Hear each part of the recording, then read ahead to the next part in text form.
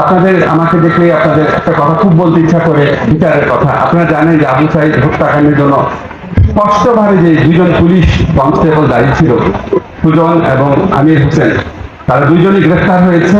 তাদের বিচার কাজ শুরু হয়েছে। ফরমাল চার্জ দেওয়া বলে, এখানে আইনের বিষয়ে যারা বুঝেন ভালো করে বুঝবেন, ফরমাল চার্জ দেওয়ার মাধ্যমে বিচার কাজ শুরু হয়।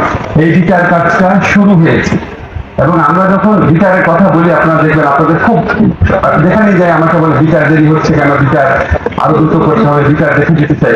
এই যে আপনারা মুক্ত ভাবে আমাকে দেখে যে এই প্রশ্নগুলা করতে পারেন, সমালোচনা করেন, এটার জন্যই তো জুলাই গণ আন্দোলন হয়েছিল, জুলাই গণ অভ্যুত্থান হয়েছে।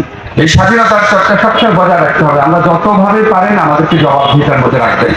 আমি শুধু আপনাদের একটা কথা বলি, যখন আমরা বিচার কাজ শুরু করলাম, প্রথমে দেখি কোর্টই নাই, কোর্ট ভবন রেনোভেট করতে হয়েছে। আমাদেরকে ইঞ্জিনিয়ার বলেছিল 3 মাস লাগবে, সেটা আমি এবং আমাদের আদিলুর রহমান খান